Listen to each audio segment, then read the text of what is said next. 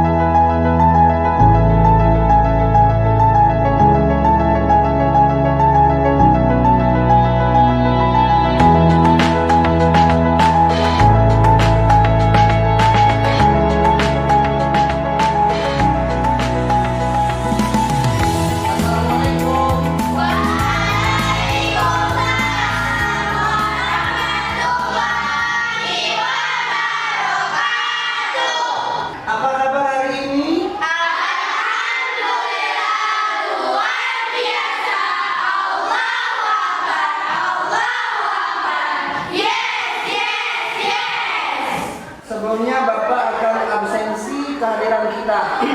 Apakah semua hadir? Baik, Bapak akan sebut, panggil namanya satu persatu. Silakan dijawab dengan semangat, ajukan tangan ya. Yang pertama namanya Ainaini. Hadir, Pak. Hamdan syukranillah, sholatan wa salaman ala rasulillah. Hari ini kita akan memasuki pelajaran PAI. Apa itu PAI?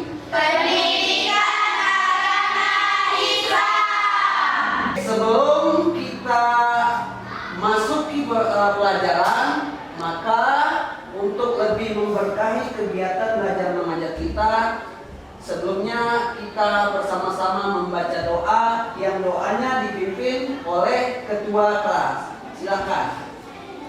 Bismillahirrahmanirrahim. Rabbi shrahli sadri wa yassir li amri wahlul 'uqdatam min lisani yafqahul qawli. Sebelum kita memasuki pelajaran, maka kita ice breaking dulu. Coba dengan gerakan tangan angka 1. Ini angka 1 nih. 1 gini. Sekarang dengan gerakan tubuh, paham? Bapak acak angkanya. Angka 1. Angka 2. Angka 3. Angka 1.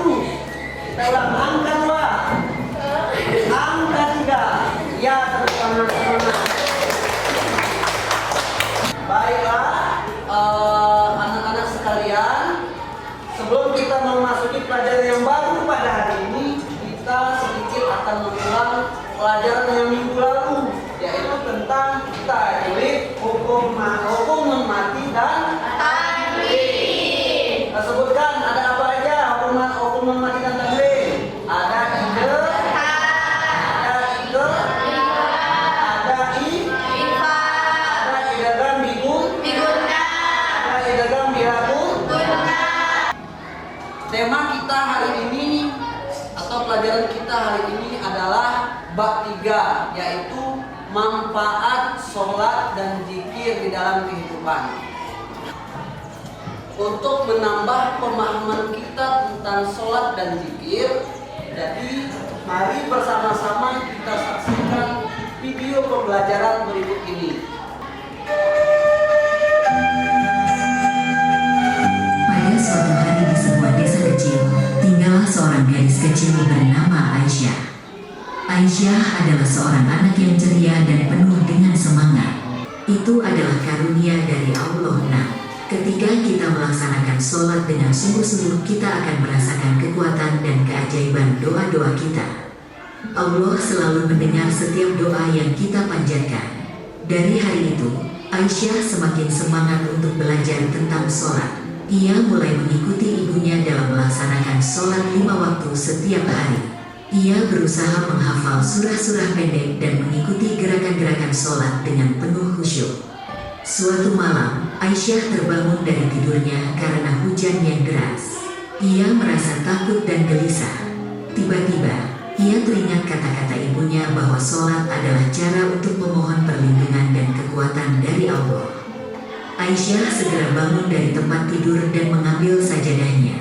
Dengan hati yang penuh keyakinan, Aisyah memulai sholat tahajud. Ia berdoa dengan tulus dan merasa hadirnya Allah di dekatnya. Tiba-tiba, hujan yang deras berhenti dengan tiba-tiba, dan langit pun menjadi cerah. Aisyah merasa takjub dan bersyukur atas keajaiban yang Allah tunjukkan kepadanya. Kejadian itu membuat Aisyah semakin yakin tentang kekuatan sholat. Baik anak-anak sekalian, kita akan lanjutkan pelajaran hari ini, yaitu mengenai manfaat zikir dan sholat di dalam kehidupan. Ya, bab 3. Bapak akan jelaskan sedikit apa itu tujuan pembelajaran kita pada hari ini. Yang pertama, melalui pembelajaran inquiry, peserta didik dapat menghubungkan hakikat sholat dan zikir dengan pencegahan perbuatan keji dan mungkar dan tidur. Kemudian tujuan yang kedua, melalui teknik pembelajaran, teknik everyone is teacher, peserta didik dapat menuliskan contoh perilaku ketakwaan sebagai pemaknaan sholat dan zikir dalam mencegah perbuatan keji dan mungkar di lingkungan sosial. Kemudian kita akan bahas sedikit makna dari sholat. Yang pertama, sholat memiliki makna doa dalam bahasa, artinya doa. Kementerian Agama RI menyatakan bahwa sholat merupakan bentuk ibadah kepada Allah yang terdiri dari perkataan dan perbuatan tertentu, dimulai dengan takbir, diakhiri dengan salam. Itu namanya sholat.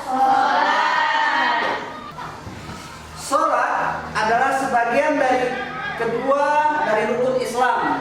Yang pertama, rukun Islam itu mendirikan sholat, merupakan ibadah wajib bagi umat Islam yang sudah balik atau dewasa. Ini sudah dewasa belum? Sudah balik belum? Ini hukumnya wajib sholat. Di dalam Al-Quran surah Al-Baqarah ayat 238, Allah mengajak untuk menjaga sholat dengan khusyuk. Di sini kita akan sedikit menjelaskan tata cara sholat. Udah biasa sholat kan? Sudah biasa.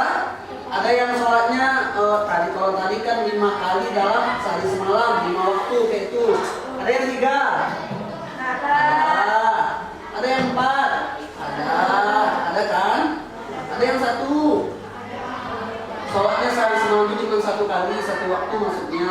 Ada yang nggak sholat pun ada. Oh, alhamdulillah, berarti semua kita sholat 5 waktu sehari semalam. Tata cara sholat. Yang pertama, berdiri tegak. Cuman berdiri tegak. Iya, nggak ada itu duduk berdiri tegak kayak bapak nih. Ada yang berdiri begini. Itu tidak, kecuali dia bawaannya. Itu jangan protes. Oh, itu nggak berdiri tegak pak, nggak bisa. Kita yang sehat, yang walafiat berdiri tegak ya begini. Terus ya, yang digini-ginikan. Ya, yang laki ini hati-hati. Sholatnya kira-kira begini. Sujud ke bawah, itu hidungnya nggak kena, lihatnya ke belakang. Ada orang di belakang main-main tuh. Sering ada kayak gitu. Ada ya. Nah, kalau ada kayak gitu berarti hidung dan ini kena.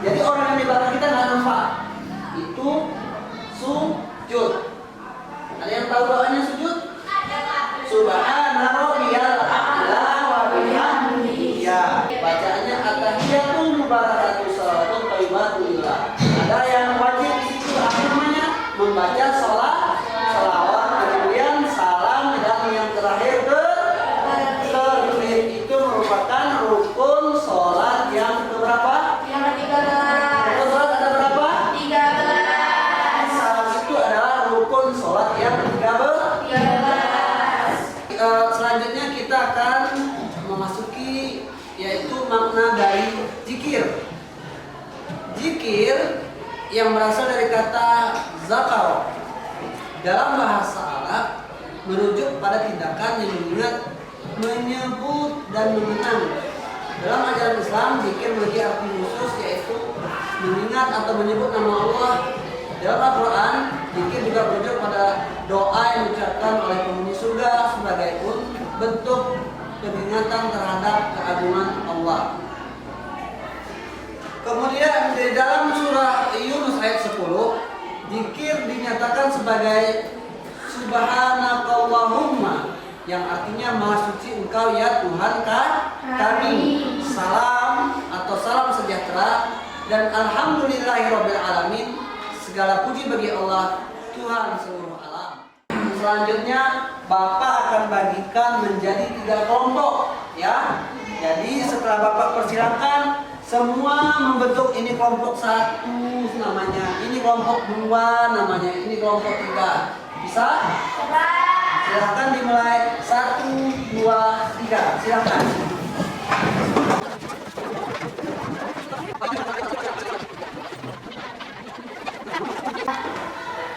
Sudah siap? Sudah. Silahkan kelompok 1 maju ke depan, kemudian presentasekan atau bacakan jawabannya. Silahkan kelompok 1 maju kemari. Kelompok 2, ini boleh dikumpulin kelompok 1. Ya.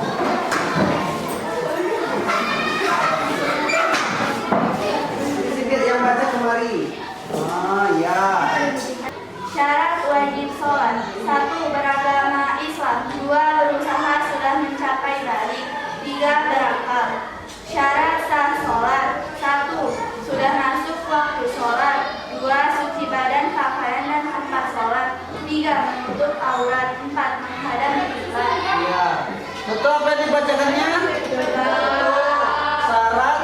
Syarat wajib sholat dan syarat sah sholat. Tepuk tangan untuk kelompok 2. Di sini. Kemudian tentang rukun sholat ini khusus ya. Saat itu masuk nomor berapa dia? 13. Bisa ditarik garis. Kayak gitu. Paham ya? Paham.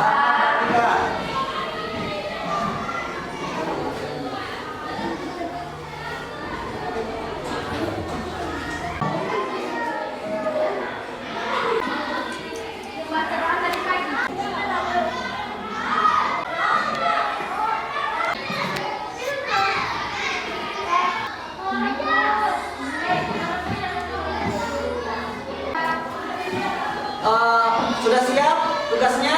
Sudah. Siapa udah siap? April udah siap? Silakan dibacakan ke depan. Perhatikan punya kawannya, betul nggak punya Aprilnya? Silakan. Yang 1. 2. Berdiri. 3. Bergerak berikan. 4. Salam. 12. Salam. 14. Betul yang dibaca? Betul yang dibaca? Betul. Tepuk tangan untuk. Silakan kalau sudah betul, sudah siap semua, ketua kelas kumpulkan ketua kelas kumpulkan tugasnya ke depan. Tugas kelompoknya sudah kita kerjakan, tugas mandirinya, tugas sendirinya sudah juga kita selesaikan. Alhamdulillah semuanya sudah paham ya. Kemudian terakhir sebagai penutup, sebagai kesimpulannya adalah jadikan sholat itu seperti yang Bapak bilang tadi.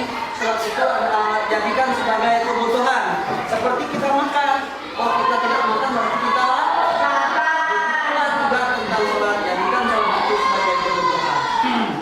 Jadi mudah-mudahan apa yang Bapak sampaikan hari ini dapat dibawa pulang, ya, dapat diamalkan yang baik, diamalkan di rumah. Kemudian jangan lupa sholat. Jangan lupa setelah sholat kita berzikir. Itu selalu menjadi rutinitas kita setiap kita ibadah sholat. Jadi terakhir, jangan lupa nanti belajar di rumah. Bapak tutup dengan mengucapkan alhamdulillahirabbil alamin. Wassalamualaikum warahmatullahi wabarakatuh.